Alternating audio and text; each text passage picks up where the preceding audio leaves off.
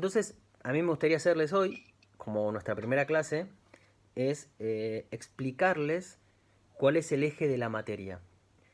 Es decir, nosotros vamos a ver a lo largo de distintas unidades, distintos filósofos, distintos sistemas de pensamiento, eh, que se corresponden con distintas épocas. Ahora bien, lo que nosotros tenemos que entender es cuál es como el hilo conductor de esos distintos temas que vamos a ver a lo largo del año. Es decir, cuál es el eje articulador de esos distintos temas. Esto quiere decir que esto que les voy a explicar ahora es como la clave de lectura de la materia. O sea, no es una mera juxtaposición de temas. No es que vamos a pasar de un tema a otro y que entre los temas no hay una relación. De alguna manera, toda la materia está organizada alrededor de un eje que nosotros vamos a decir que es alrededor de un problema, que es el problema de la arge. De la arge. Esta es una palabra griega que lo voy a poner en el chat. Se escribe arge. Arge, que en transliterado en castellano o en todas las lenguas latinas es del alfabeto latino es A-R-K-H-E, arge. Ese es el eje que articula a todas las unidades de la materia. El problema de la arge. ¿Eso qué quiere decir? Que cada una de las unidades temáticas, de alguna manera, es una manera en que se dio respuesta al problema del arge. Ante el mismo problema, en distintas épocas, en distintos lugares, se le dio una respuesta diferente. Entonces, lo que nosotros tenemos que entender es, primero, qué es el problema del arge. Y para entender qué es el problema del arge, antes todavía, vamos a tratar de explicar qué quiere decir problema. ¿Qué quiere decir, por lo menos en filosofía, la palabra problema?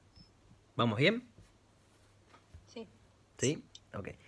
Entonces, ¿qué es un problema?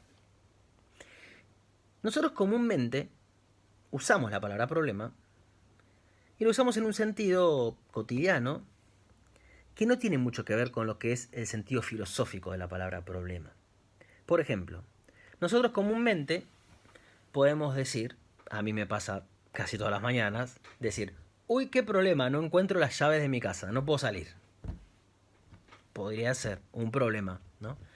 Uno puede decir, uy, qué problema, tengo una fiesta y no sé qué ponerme. No sé, puede ser que uno diga eso. O, uy, qué problema, tengo que pagar la boleta de luz y no tengo dinero. Uno emplea comúnmente esta palabra problema, ¿no? En ninguno de esos casos estamos ante un problema filosófico. Filosóficamente hablando, ninguno de esos casos sería un problema. ¿Por qué no? Bien. Porque imaginemos que yo perdí las llaves, ¿no? ¿Qué problema? No tengo las llaves. ¿Qué tengo que hacer? Buscarlas. Las llaves están en algún lugar, ¿no? Estarán acá bajo un papel, estarán, no sé, metidas dentro de la heladera. Las dejé en algún lugar, que no sé dónde. Pero están en algún lugar. Es decir, la solución está en algún lugar, existe, existe, y alcanza con encontrar las llaves para que el problema se disuelva, desaparezca. Cuando encuentro la llave no hay más problema. Cuando sé qué ropa ponerme, se acabó, se solucionó el problema. Y cuando me prestaron la plata para pagar la boleta de luz, ya está, no tengo más problema. A lo sumo lo habré pateado para adelante, pero se acabó el problema. Eso no es un problema filosófico.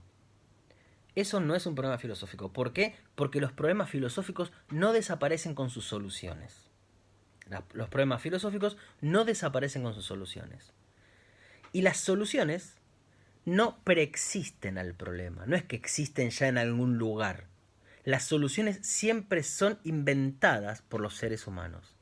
Ante un problema, lo que debemos hacer es producir una respuesta, inventar una respuesta, construir una respuesta. Pero no es que la respuesta está en algún lugar. Y además, y esa respuesta que yo invento para solucionar el problema, no lo disuelve. Podemos decir que lo resuelve, pero no lo disuelve. Ahora les voy a poner unos ejemplos. ¿Vamos bien? Sí. ¿Sí? Entonces, ¿qué quiere decir problema? Problema en el sentido filosófico es algo que de alguna manera nos interpela y nos obliga a que hagamos algo al respecto. Un problema es algo que nos interpela, es como que es algo que nos sale al cruce y demanda de nosotros que hagamos algo. Ahí está la fabricación de la respuesta, que hagamos algo, no que busquemos la solución, que la produzcamos la solución. Para entender esto, podemos ir a la etimología de la palabra problema.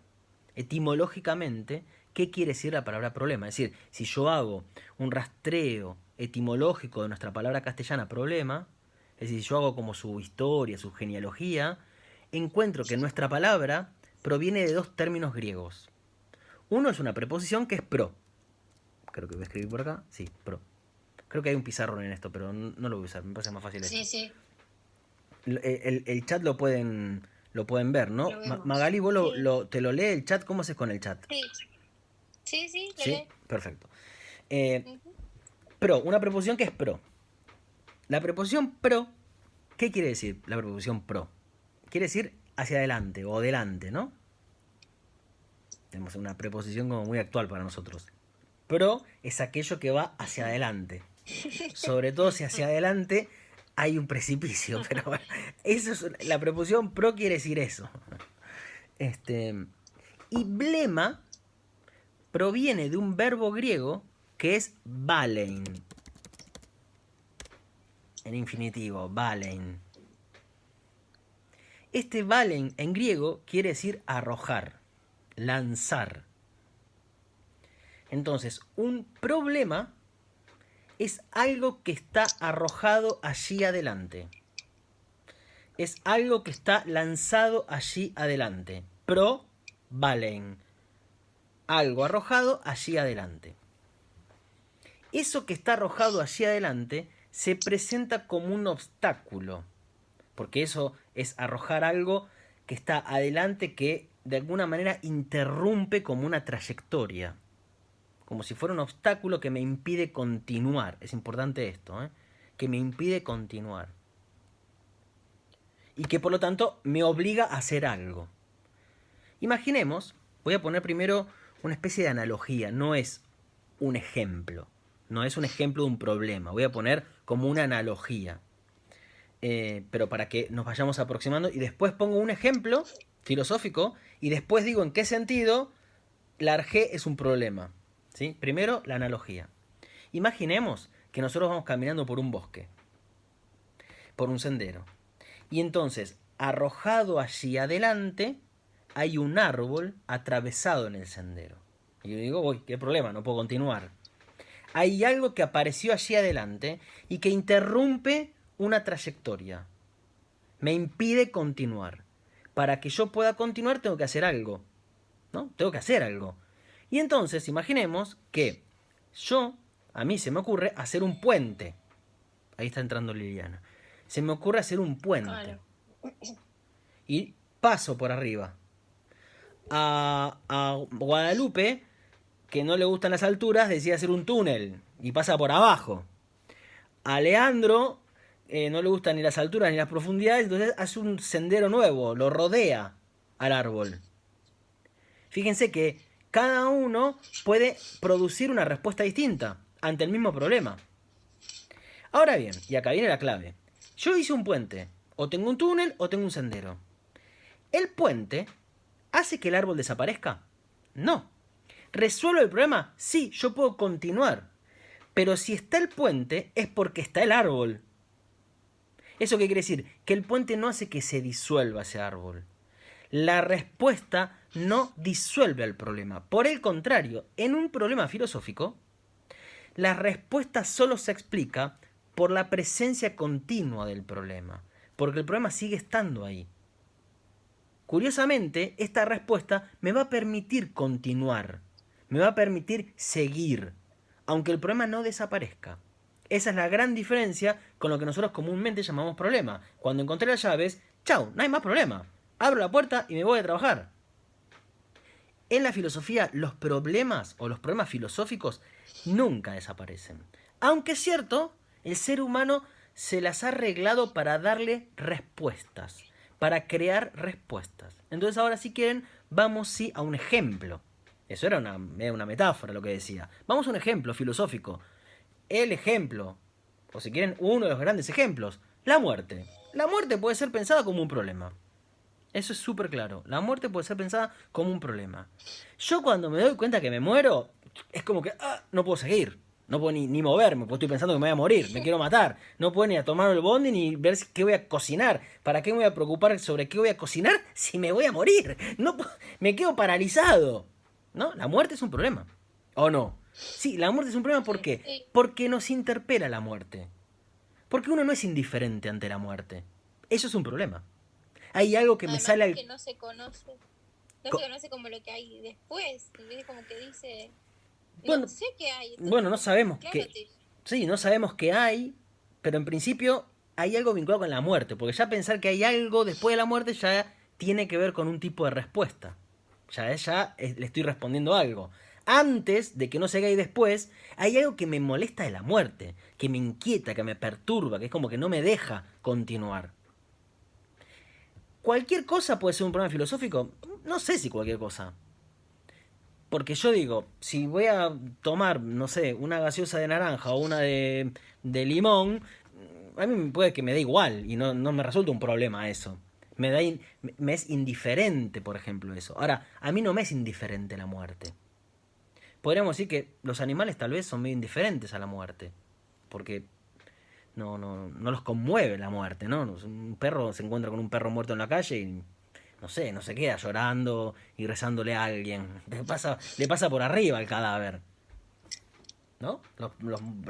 Los animales no tienen la misma relación que tenemos nosotros con la muerte. Supuestamente, no sé. Bien, frente a esto, que es ese obstáculo que apareció ahí, adelante, y que, listo, la cagué, acá no puedo ni dar un paso más, porque ya no sé cómo seguir viviendo sabiendo que me voy a morir. Hay que seguir viviendo. Y entonces la humanidad que ha hecho ha dado respuestas a la muerte. El ser humano, a lo largo de su enorme historia, ha dado distintas respuestas a ese problema de la muerte. Entonces imaginemos, la más conocida por nosotros, la respuesta cristiana.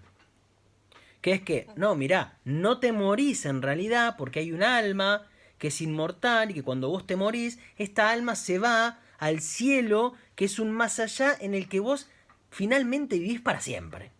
Y ahí es la vida feliz y perfecta. Oh, buenísimo. Y sigue caminando.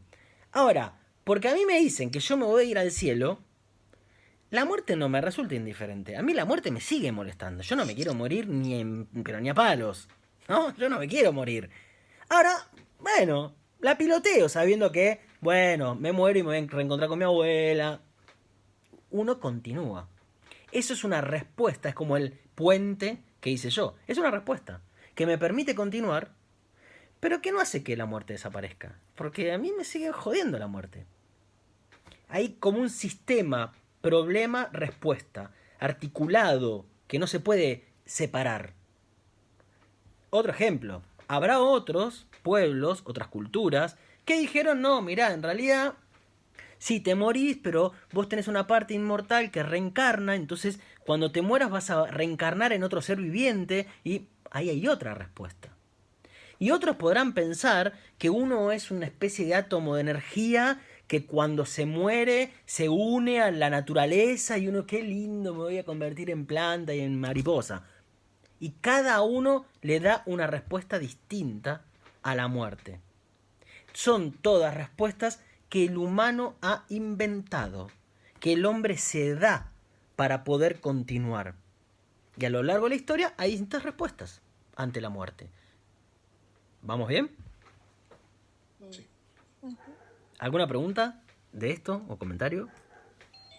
No. ¿No? Ahí está Carolina. Muy bien. Entonces, un problema filosófico no es cualquier cosa. No es cualquier cosa. Un problema es algo que nos interpela, que nos inquieta. La filosofía se ocupa de las cosas que nos inquietan.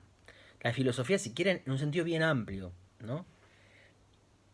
El ser humano parece ser que siempre se ha inquietado por algunas cosas.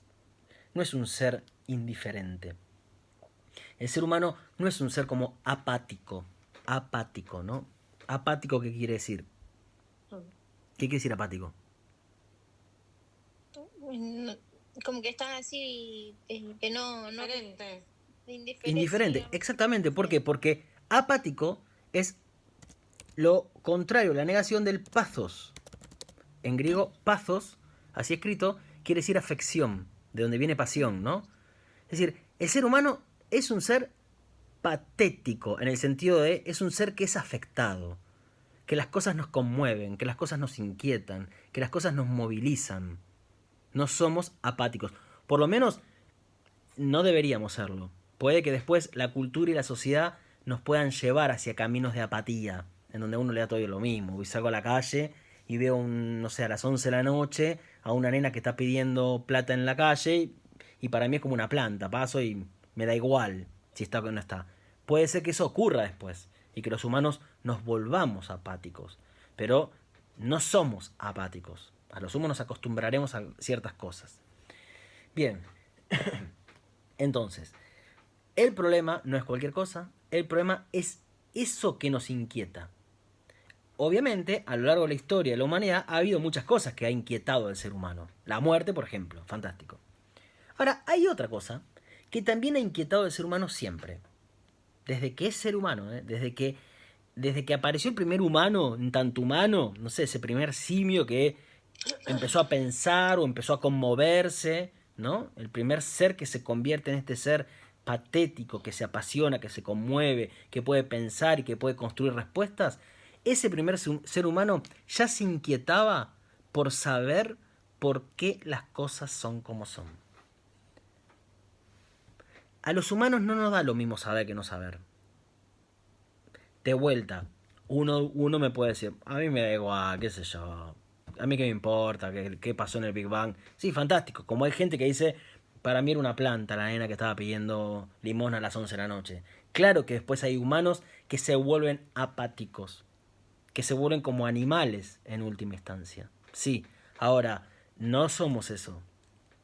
Los humanos siempre se han inquietado por querer conocer, con querer entender por qué las cosas son como son. Cualquier cosa, ¿eh? Che, ¿por qué hay universo? O ¿por qué hay cielo y tierra? O ¿cuál es la razón por la que, no sé, hay varones y mujeres? Siempre nos hemos preguntado por estas cosas.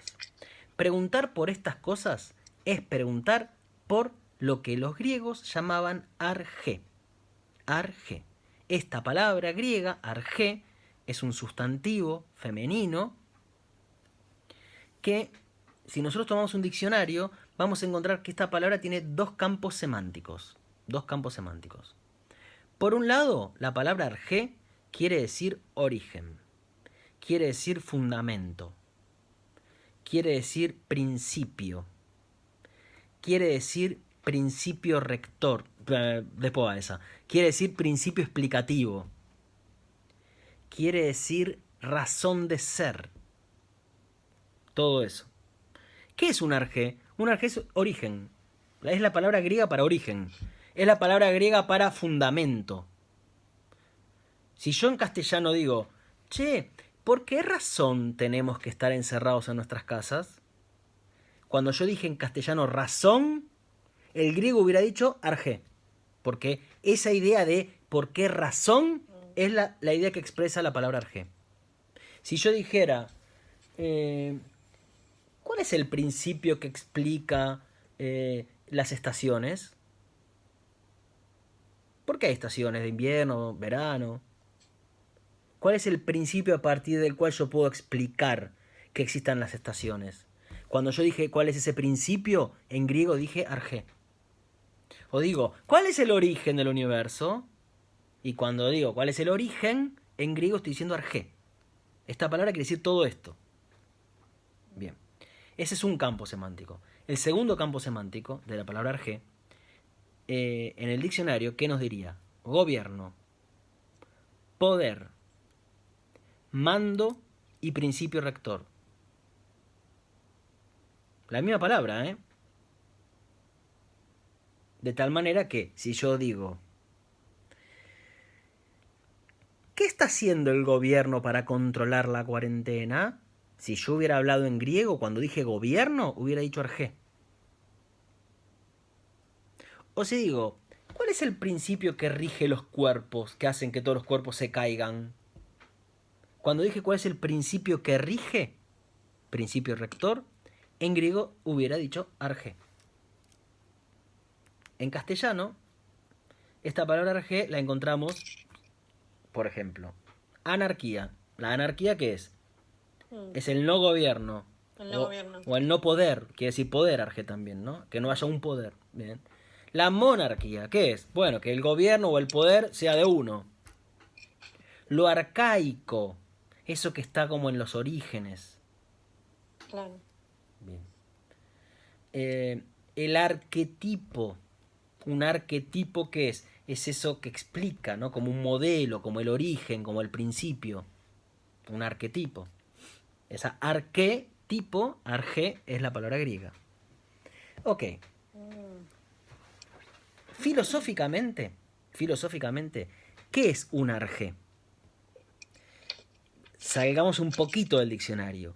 ¿Qué es un arjé tomado filosóficamente, como problema filosófico? La arjé como problema filosófico es el problema de saber cuál es el ser a partir del cual las cosas se originan. ¿Cuál es el ser a partir del cual las cosas se explican? ¿Cuál es el ser a partir del cual las cosas son como son?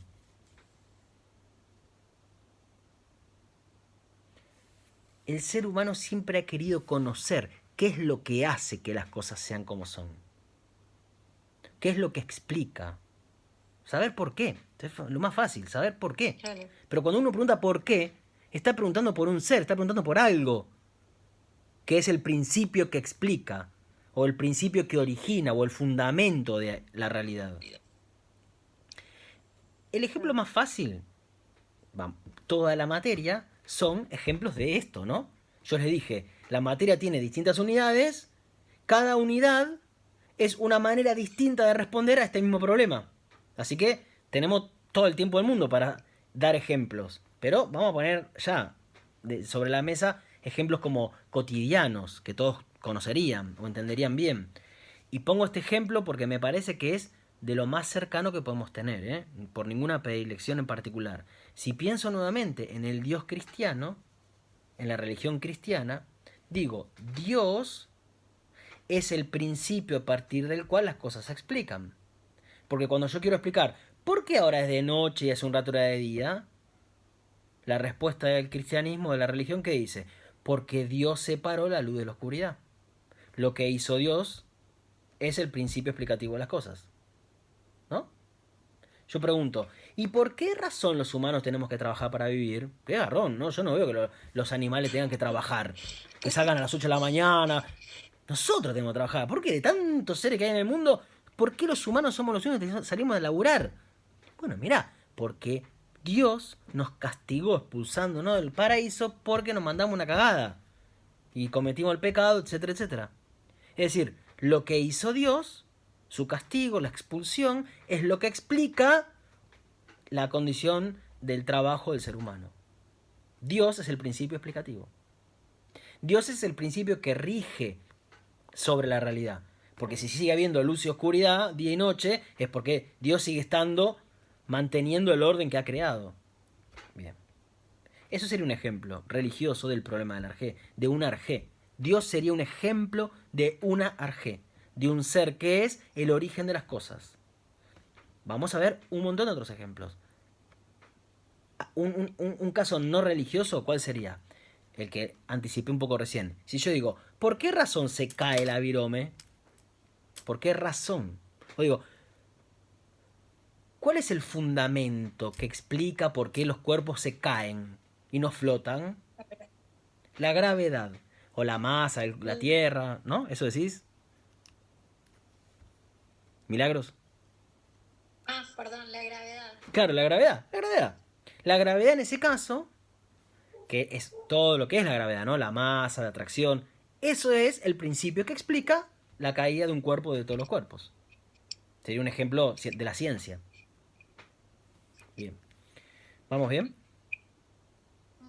Entonces, como se darán cuenta, este problema es como la muerte. Es algo que nos inquieta, que nos interpela, que nos sale al cruce, que nos conmueve, algo ante lo que no somos indiferentes. Es decir, tenemos que hacer algo, queremos conocer. Y el hombre, el ser humano, ¿qué ha hecho? Ha dado respuestas. A lo largo de la historia de la humanidad ha dado respuestas. Como dio respuestas ante la muerte, dio respuestas ante el problema del Arjé. Y algunos explicaron que el origen se originó en realidad en un combate entre Marduk y Tiamat, que lucharon en el origen de los tiempos, y Marduk venció a Tiamat y con su cuerpo hizo el universo. Ahí está, un mito. Claro. Y otros habrán explicado que en el origen, no, hay un Big Bang que explotó y eso hizo que... Otra explicación. Y a lo largo de la historia de la humanidad hay distintas respuestas al mismo problema. Yo les diría, ya hoy, para que se ubiquen, que a muy grandes rasgos hay por lo menos tres respuestas al problema del Arjé. Podría haber una cuarta, pero vamos a decir, después les digo cuál es. Tres respuestas bien claras. Una respuesta es una respuesta religiosa, que la vamos a ver bajo la forma del mito. El mito es una primera respuesta al problema del Arjé. Hay una respuesta que es filosófica. Es la respuesta, a veces se llama del logos, tomando la palabra logos como sinónimo de filosofía. La respuesta filosófica. Yo puedo responder al problema del Arjé religiosamente y digo que en el origen estaba y cuento un mito. O puedo responder filosóficamente. Y entonces puedo explicar de otra manera. Si quiero hablar del origen del cosmos, no sé, puedo explicarlo diciendo, bueno, miren, en el origen existía el agua y el agua poseía un movimiento que era como un flujo que arrastraba a todos los seres y entonces los iba modificando y en ese movimiento del agua se fueron creando por transformación todos los seres que hay en el cosmos ahora. Y en el origen había agua que se movía. No un dios que luchó contra otro. No un dios que creó separando la luz de la oscuridad, sino agua moviéndose y transformando la materia en toda esta multiplicidad de seres que nosotros vemos ahora. O también puedo hacer una respuesta científica. Es decir, no, en el origen estaba el Big Bang. Y el Big Bang era un punto singular, y explico una cosa científica. Son tres respuestas distintas. Tres respuestas distintas. Como el puente, el túnel o el sendero. ¿Alguno de ustedes diría que el túnel es mejor que el puente? No, son respuestas igualmente válidas ante el problema. Algunos toman el puente, otros el sendero y otros el túnel. Y algunos tomarán el túnel una vuelta y en la segunda vuelta toman el sendero. Esto es lo mismo. No es que el mito es una respuesta media imperfecta, irracional, no acertada, y la filosofía es una respuesta mejor, y la ciencia todavía mejor. No. Son respuestas distintas. Son respuestas distintas. Yo puedo explicar el origen del ser humano, de la condición humana, diciendo que la condición humana se explica por el castigo de Dios, que nos hizo seres que trabajamos, comerás el pan con el sudor de la frente, y seres que nos morimos, somos conscientes de nuestra finitud. Esas son algunas de las consecuencias de la expulsión del paraíso.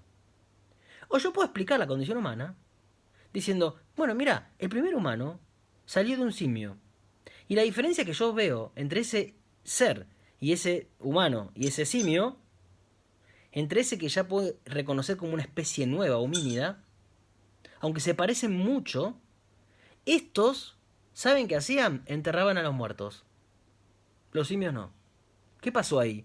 Apareció conciencia de la finitud, por ejemplo. O estos, ¿qué hacían? Veo una herramienta, porque tenían un garrote para matar a un animal. O una especie de hacha.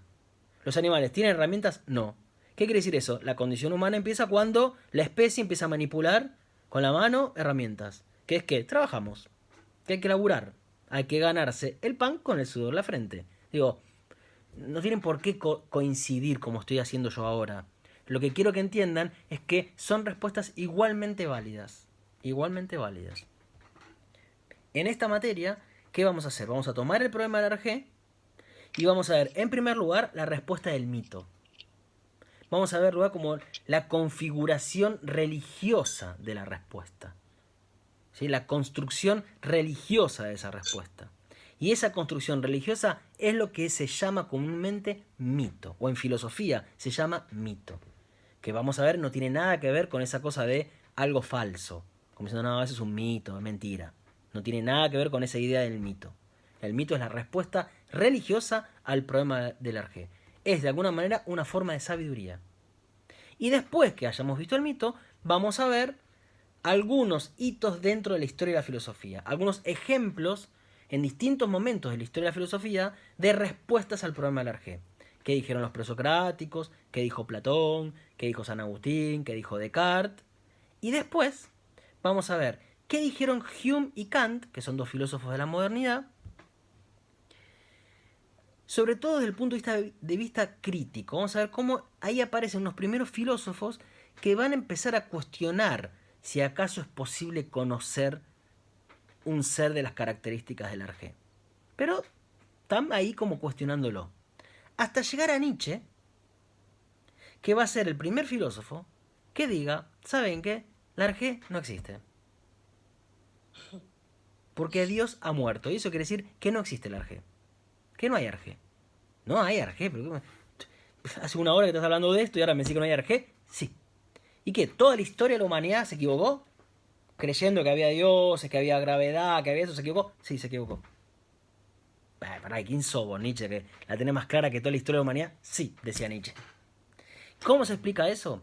Bien, porque, digamos, ¿cómo se explica que sin haber Arjé, el hombre haya creído que existía un ser de esas características? ¿Por qué se explica eso? Nietzsche dice, porque el Arjé reconforta. Porque el hombre que es débil, que somos todos, no se banca que no haya explicación. O no se banca que no haya origen. Por ejemplo, yo no me banco que me digan, mira, te vas a morir, te vas a morir. Sí, tanto quilombo, no podemos prender la computadora hoy, y otro día me vuelvo loco porque tengo que rendir un examen, y al final nos vamos a morir todos por igual. ¿Para qué me hago tanto problema si nos vamos a morir? No, pero te vas al cielo. Entonces uno medio respira. Cuando a mí me dan la respuesta, como que me consuela eso.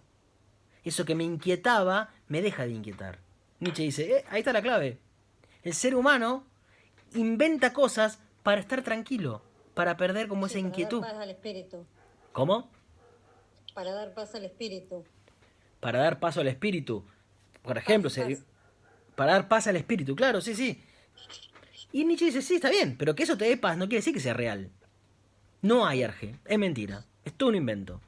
Y eso es del hombre débil que no se banca, que las cosas empiecen y terminen, que las cosas sean provisorias, que las cosas cambien y que no haya algo de las características del Arjé, que me queda explicarlo en una segunda clase que todavía no dije mucho. Y después de Nietzsche vamos a ver a Sartre, como un filósofo ya que no parte de la idea del Arjé y que hace filosofía sin postular ningún Arjé. Y ahí tenemos el programa. El mito, los presocráticos, Platón y San Agustín. Saltamos a la modernidad, Descartes, Hume y Kant. Y Nietzsche quiebra todo y luego Sartre. Y esa es un poco la estructura de esta materia. ¿Está bien?